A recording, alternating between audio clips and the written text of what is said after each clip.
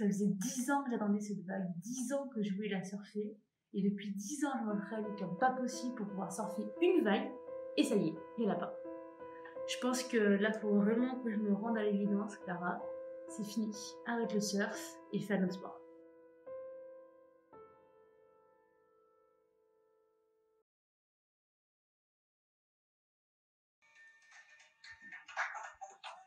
Numéro inconnu.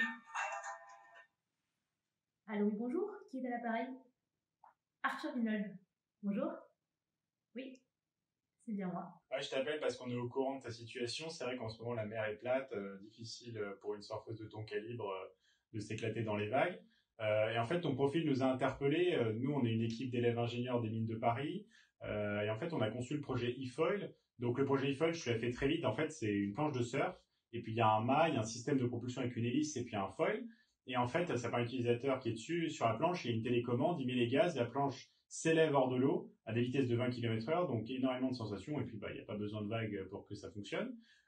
Donc ce que je te propose, vu que nous on a fini en fait le prototypage et la conception, il manque plus qu'un surfeur chevronné pour tester, et donc on me propose de faire les essais. Donc ce que je fais, c'est que je t'envoie une vidéo de présentation de l'équipe et puis du projet, et puis tu me rappelles si tu tiens.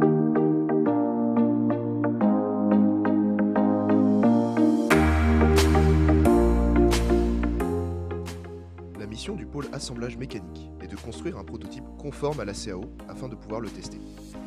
Nous devons pouvoir à la fois insérer l'armoire électrique et placer les profilés dans la planche qui viennent rigidifier la structure et supportent le mât, la propulsion et le foil. Notre rôle en tant que membre du pôle assemblage électrique est de réaliser les différentes connexions entre les éléments présents dans le motif.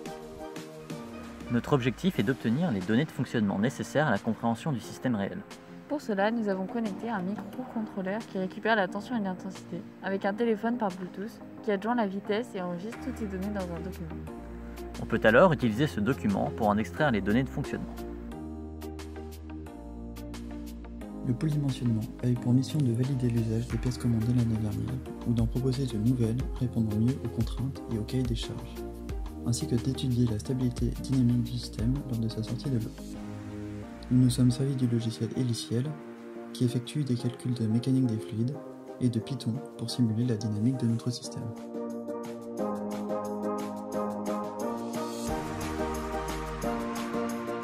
Notre première mission était d'aller récupérer les pièces déjà achetées par nos prédécesseurs, dispersées un peu partout.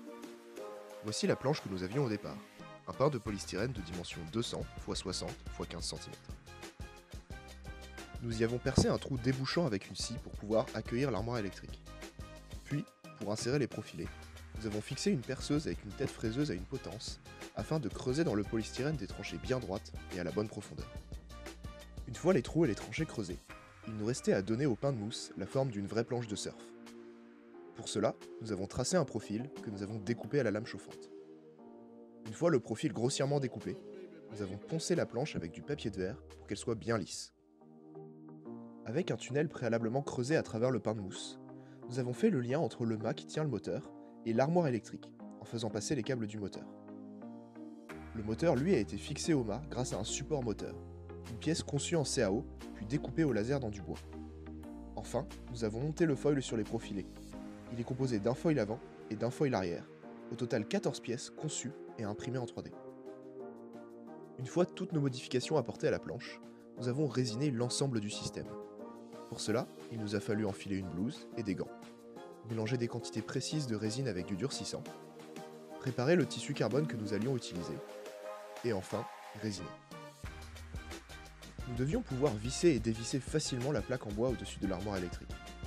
Nous avons donc conçu et imprimé en 3D des inserts, dans lesquels les vis vont se loger. Enfin, nous avons percé la planche résinée et glissé les inserts, et nous les y avons fixés en les coulant dans la résine. Et voilà le résultat obtenu.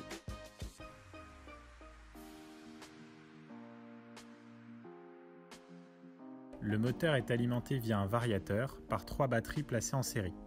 À cela s'ajoute le récepteur radio, qui permet la mise en marche de la planche lors de la réception du signal envoyé par la télécommande, ainsi qu'un capteur magnétique qui stoppe le moteur en cas de chute du surfeur. Enfin, nous avons aussi placé des éléments comme le capteur à effet Hall et le pont diviseur de tension qui nous permettent d'accéder via une carte ESP32 à l'intensité et à la tension délivrées par les batteries. Nous avons donc dans un premier temps établi un schéma électrique et une fois la conception précise de la boîte terminée, nous avons pu modifier le boîtier dont nous disposions pour l'adapter à nos besoins. Il fallait en particulier percer des trous pour les presse-étoupes dans lesquels passent les câbles moteurs pour le coupe-batterie, l'interrupteur et pour une plaque de plexiglas collée au couvercle permettant de voir l'écran des contrôleurs de batterie.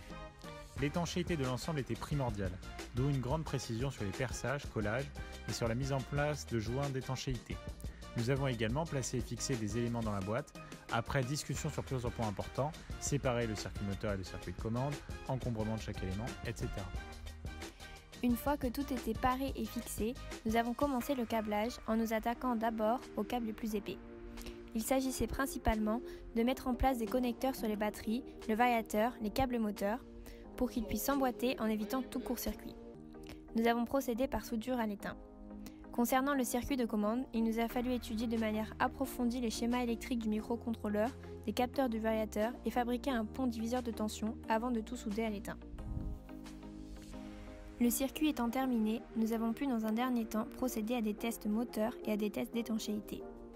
Les premiers ont révélé des problèmes sur la programmation du variateur qui entraînaient des à-coups dans le moteur, mais ces derniers ont été résolus. Concernant l'étanchéité, les premiers essais ont fait apparaître des fuites au niveau des presse-étoupes et du coupe-batterie. Nous avons donc placé des joints supplémentaires aux endroits problématiques qui ont permis à la fin de garantir l'étanchéité du boîtier électrique.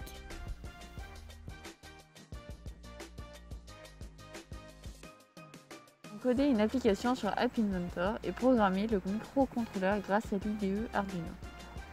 Nous avons testé les différents composants, comme les pins du microcontrôleur, le capteur de vitesse, ainsi que la connexion Bluetooth entre le microcontrôleur et le téléphone.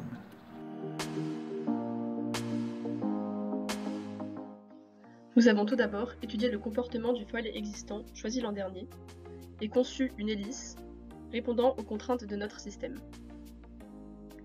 C'est-à-dire une hélice fournissant les puissances nécessaires en décollage et en régime de croisière, avec le meilleur rendement possible, pour une plage de vitesse de rotation imposée par notre moteur, entre 1000 et 6000 tours par minute. Pour notre étude, il a été nécessaire de modéliser le comportement du système dans un scénario de référence, c'est-à-dire en imposant la hauteur et l'inclinaison de la planche au cours du temps, pour étudier la réponse du système et valider notre dimensionnement. Nous avons alors approuvé le dimensionnement des foils, de l'hélice, du moteur et des batteries, puis étudié la stabilité dynamique de notre système. Enfin, nous avons proposé des améliorations des pièces du système. Nous avons designé des nouveaux foils permettant de porter notre système avec 2 à 3 fois moins de puissance que les foils précédents. En effet, le foil fournit une meilleure portance pour une traînée moindre, ce qui augmente sa finesse. Eh bien écoutez, ce projet me paraît vraiment topissime et j'avoue que ça va me faire du bien de pouvoir enfin pas être freiné par les éléments. Donc j'accepte de pouvoir surfer votre foil électrique et je vous rejoins au plus vite.